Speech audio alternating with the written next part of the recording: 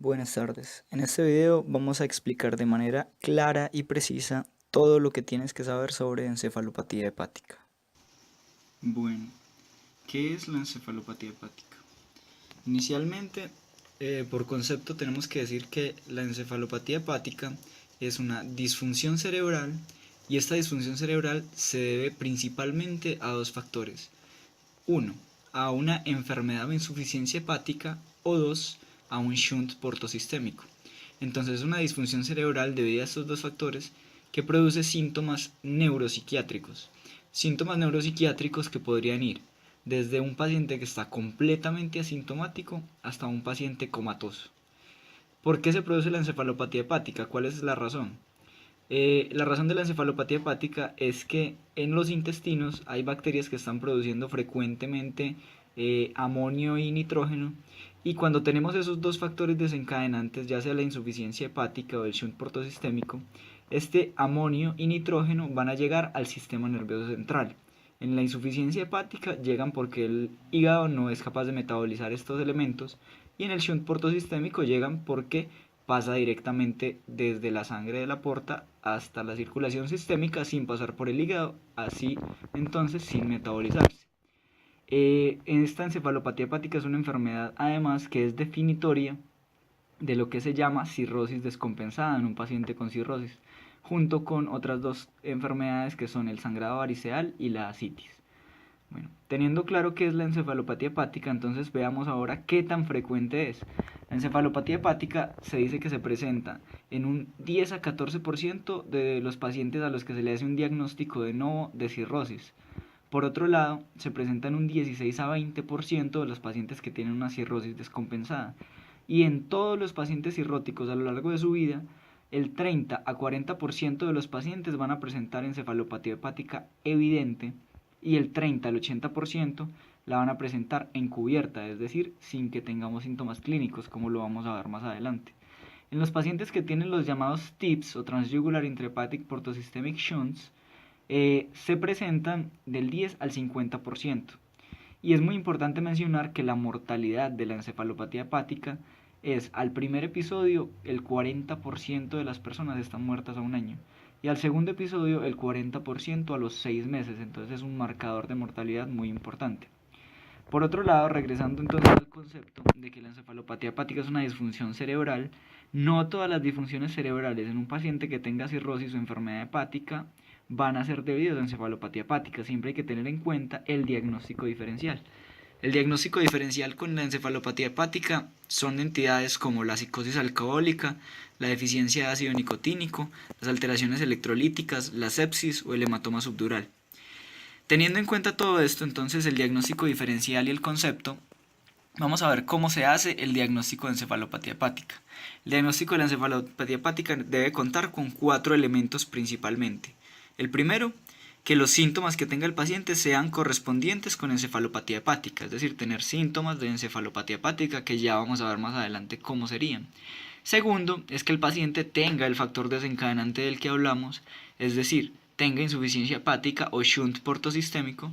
El tercero es que no sea explicado por otra enfermedad. Y el cuarto es que el paciente que tiene encefalopatía hepática mejore con el tratamiento de la encefalopatía hepática.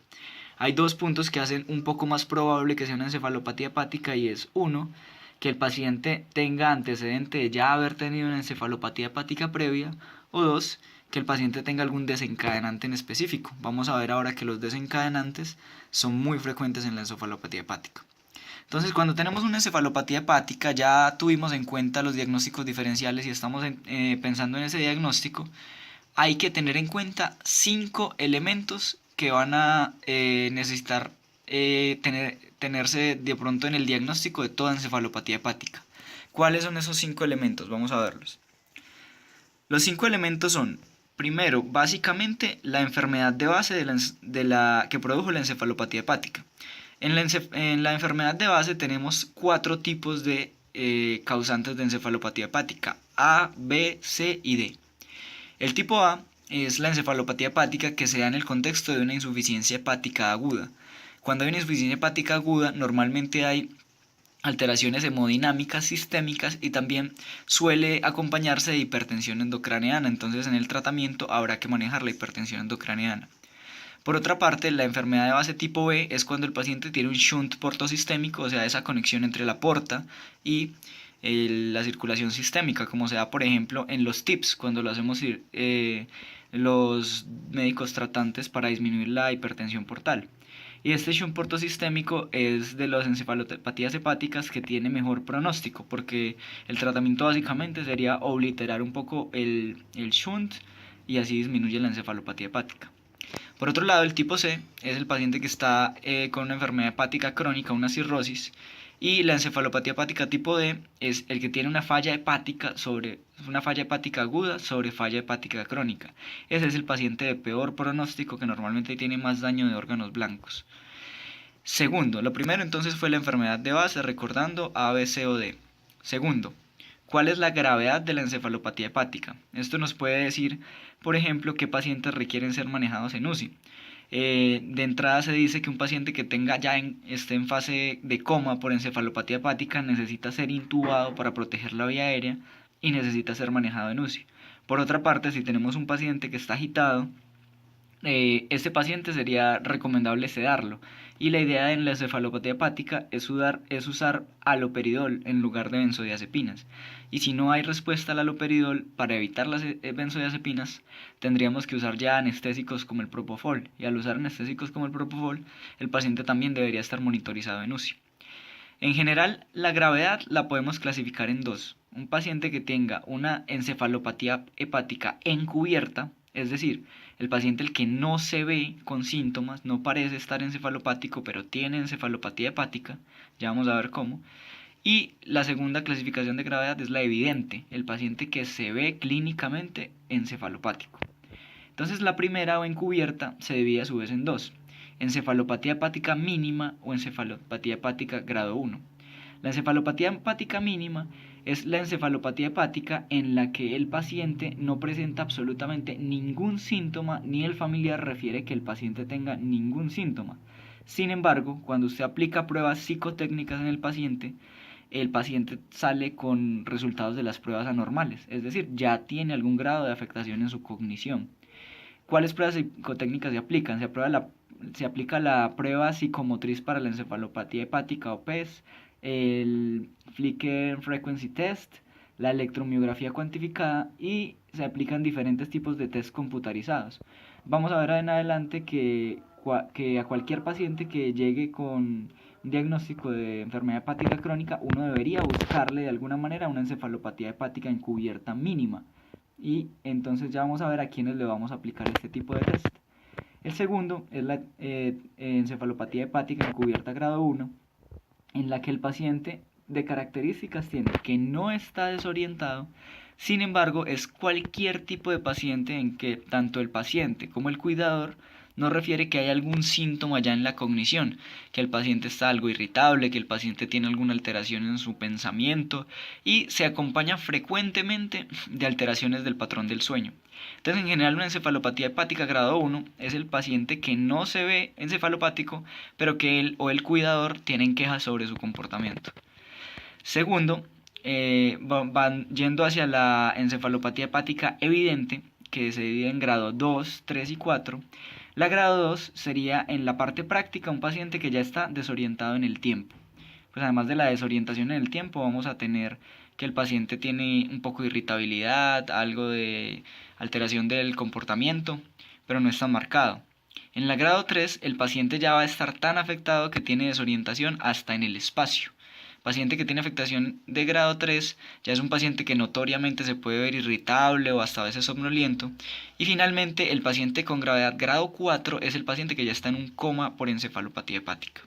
Entonces esos son los síntomas de la encefalopatía hepática, empezando, como dijimos, desde algo asintomático en la mínima hasta el paciente comatoso, pasando por pacientes con una queja leve y alteraciones del sueño, o pacientes ya irritables notoriamente, o pacientes que ya están empezando a ser somnolientos. Finalmente, el tercer punto de los 5 elementos es la frecuencia. ¿Qué tan frecuentes son los episodios de encefalopatía hepática en el paciente? Se dice que es una encefalopatía hepática episódica si los episodios de encefalopatía se han separado por más de 6 meses. Una encefalopatía hepática recurrente cuando es en menos de 6 meses la segunda encefalopatía hepática después de la primera. O una encefalopatía hepática persistente si el paciente nunca recupera el estado basal que tenía de su cognición. El cuarto punto que tenemos que tener en cuenta de los 5 elementos son los desencadenantes. Estos son muy importantes tanto en la clasificación como en el tratamiento. Los principales desencadenantes de la encefalopatía hepática son, para empezar, las infecciones. Segundo, el sangrado gastrointestinal, principalmente. Tercero, alteraciones electrolíticas. Cuarto, deshidratación. Y quinto, hasta la constipación. Ese es el orden de frecuencia y de importancia en la encefalopatía hepática que es de manera aguda o clínica evidente. Pero en la encefalopatía hepática que es más crónica y digamos un poco menos evidente, o sea, más encubierta, cobran mucha más importancia desencadenantes como la deshidratación, las alteraciones electrolíticas y la constipación, más que la misma infección y el sangrado. Finalmente, el quinto elemento que vamos a tener en cuenta en la encefalopatía hepática es la respuesta al tratamiento que le damos, porque eso nos habla de dos cosas. Primero, del pronóstico. Obviamente un paciente con buena respuesta es un paciente con mejor pronóstico. Y segundo, va a guiar los tratamientos futuros que se le den a la encefalopatía hepática si se vuelve a presentar el episodio. Entonces, teniendo en cuenta qué es la encefalopatía hepática, cuál es el diagnóstico diferencial, cuál es la causa, cuáles son su frecuencia, cómo se hace el diagnóstico y los elementos a diagnosticar, vamos a empezar ya a hablar finalmente del tratamiento de la encefalopatía hepática. El tratamiento lo vamos a dividir en dos puntos muy grandes. Cómo tratar la encefalopatía hepática evidente y cómo tratar la que está encubierta. Y empezando por la evidente, vamos a ver que hay un tratamiento para la encefalopatía hepática evidente de manera aguda y hay un tratamiento para la prevención a largo plazo de encefalopatía hepática. Entonces, empezando, la encefalopatía hepática evidente en el momento agudo, el primer tratamiento que va a tener siempre es el tratamiento del desencadenante. Entonces, si era una alteración hidroelectrolítica, corregirla; si es deshidratación, hidratar el paciente; si es sangrado, corregir el sangrado. Entonces, tratar el desencadenante es para la tarea en la encefalopatía hepática evidente. Segundo, ya se empiezan a usar los medicamentos de los que hablábamos para que confirmemos el diagnóstico de encefalopatía hepática si mejoran con este tratamiento. El primer tratamiento y la primera línea que vamos a ver en todos los aspectos son los medicamentos llamados disacáridos no absorbibles. El más importante de estos es la lactulosa. ¿Cómo funciona la lactulosa? La lactulosa tiene dos puntos específicos para su funcionamiento. Uno es que tiene una función acidificadora. Al ser acidificadora impide la reabsorción de amonio en el intestino, que era una de las causas, como vimos hace un momento. Y dos, tiene una función prebiótica. Prebiótico significa que es inductor de crecimiento bacteriano. Entonces induce el crecimiento de ciertas bacterias que a su vez para crecer necesitan usar el nitrógeno. Y al usar estas bacterias el nitrógeno disminuye la concentración y absorción de nitrógeno en el intestino. Por ende disminuye el nitrógeno que va a ir al sistema nervioso a intoxicar. Además de la lactulosa, que es la primera línea de tratamiento, podemos tener otras opciones de ahí en adelante con menos evidencia. Para empezar, el polietilenglicol. Se ha demostrado que dar tratamiento oral con polietilenglicol puede disminuir el tiempo de encefalopatía hepática. Tercero, los enemas, ya sea con niacina o con compuestos almidonados, han demostrado también respuesta en la encefalopatía hepática, más este tipo de enemas que los enemas solo con solución salina. Cuarto, la rifaximina, que es un antibiótico que no se absorbe, es un antibiótico de acción intraluminal intestinal. También sirve para coadyuvar el tratamiento de la encefalopatía hepática. Quinto, el L-ornitin-L-aspartato intravenoso. Se ha demostrado que en el episodio agudo puede disminuir la encefalopatía hepática. Y como sexto y último de los medicamentos están los barredores de amonio no urémicos, de los cuales hay tres: el benzoato de sodio, el glicerol fenobutirato y el ornitinfenilaspartato. Estos barredores de amonio no urémicos sirven tanto de manera aguda como para prevención, como lo vamos a ver ahora. Y un punto muy importante para tratar en el aspecto agudo es la nutrición y la buena hidratación. ya que el paciente con encefalopatía hepática puede empeorar si llega a tener, por ejemplo, una hiponatremia. La hiponatremia induce empeoramiento de la acción del amonio en el cerebro. Ahora vamos al tratamiento de la prevención de la encefalopatía hepática evidente. ¿Cómo prevenir estos episodios? La prevención se puede dividir en dos, la prevención primaria y la prevención secundaria. Como sabemos, prevención primaria significa antes de que le haya dado el primer evento, intentar prevenirlo, y secundaria, después de que le dio el primer evento, prevenir que le dé una segunda encefalopatía hepática. Entonces, para empezar, la prevención primaria solo se puede hacer mediante dos puntos. Uno, el tratamiento de la enfermedad de base, que es su hepatopatía, su cirrosis, y dos, se ha demostrado que posterior al sangrado gastrointestinal, el manitol vía oral podría disminuir la frecuencia de encefalopatía hepática de manera primaria. Ahora, de manera secundaria. De manera secundaria, todo paciente que haya tenido ya una encefalopatía hepática debe tener prevención secundaria para una segunda encefalopatía hepática evidente. ¿Qué tratamiento se da para prevención? El primero que se debe dar de primera línea de nuevo es la lactulosa. Si es una encefalopatía hepática que es recurrente, recordando que recurrente es que se haya presentado en menos de 6 meses la segunda, se puede añadir al tratamiento la rifaximina. Si es una encefalopatía hepática que es inclusive persistente, hay que intentar buscar si el paciente está presentando algún tipo de shunt portosistémico para intentar obliterar este shunt. Tercero, el tratamiento con barredores, el tratamiento con barredores de amonio no urémicos, como ya hablamos, el glicerol fenobutirato y el ornitinfenilaspartato, sirven también para prevención secundaria a largo plazo. Quinto, están los elementos que sean prebióticos en la dieta. Sexto, aminoácidos de cadenas ramificadas. Y séptimo, se ha intentado inclusive con investigaciones con trasplante de materia fecal para disminuir la recurrencia de encefalopatía hepática. Y en la cuestión de la recurrencia de la encefalopatía hepática evidente es muy importante también la nutrición. En estos pacientes se aconseja una nutrición que tenga ciertos elementos como son. Primero, que hagan snacks entre comidas para que tengan un flujo de calorías constante y así no intenten hacer proteólisis para que no boten más amonio del que ya tienen en los intestinos.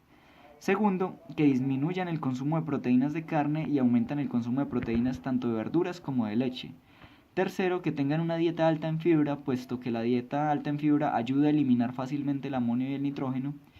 Y cuarto, que se mantengan los suficientes ingesta de comida para mantener el requerimiento energético, para lo mismo que hablábamos en la primera recomendación de que no hagan proteólisis. Entonces, ese era el tratamiento de la encefalopatía hepática evidente, es decir, en el momento agudo, la que tiene síntomas, o la prevención de la encefalopatía hepática evidente a largo plazo. Por último, vamos a hablar un poco del tratamiento de la encefalopatía hepática encubierta. En la encefalopatía hepática encubierta tenemos un elemento y es que uno se pregunta ¿por qué tratarla? Si no está generando ningún síntoma. En general es una encefalopatía hepática, como dijimos, mínima o grado 1, que es un síntoma muy leve.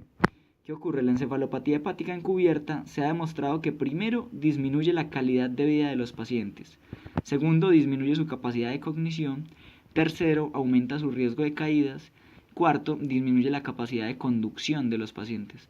Por todas estas razones se ha llegado a la conclusión de que la encefalopatía hepática encubierta se debería siempre tratar. Y ¿cómo hacemos para saber qué paciente tiene encefalopatía hepática encubierta? Es decir, no a todo paciente con hepatopatía o con cirrosis le vamos a mandar las pruebas psicotécnicas para ver si tiene la encefalopatía hepática encubierta. Se recomienda que se haga un test de tamizaje, que es un test que se puede hacer en el consultorio totalmente gratis, que se llama el test de nombrar animales o Animal Naming Test, que es como un test de tamizaje en el cual si sale positivo usted ya podría pensar que ese paciente tiene algún grado de encefalopatía e intentar hacerle las otras pruebas psicotécnicas de las que habíamos hablado antes. Si sale negativo no ahondaría en los estudios y así evita gastos. Cuando tiene ya el diagnóstico de encefalopatía hepática encubierta, entonces ¿cómo sería el tratamiento? Lo primero es como la prevención en la encefalopatía hepática evidente, hacerle consejos sobre la nutrición. La nutrición con los mismos 4 elementos que habíamos hablado. hacer snacks entre comidas, poca proteína de carne, mucha fibra y mantener buen requerimiento energético.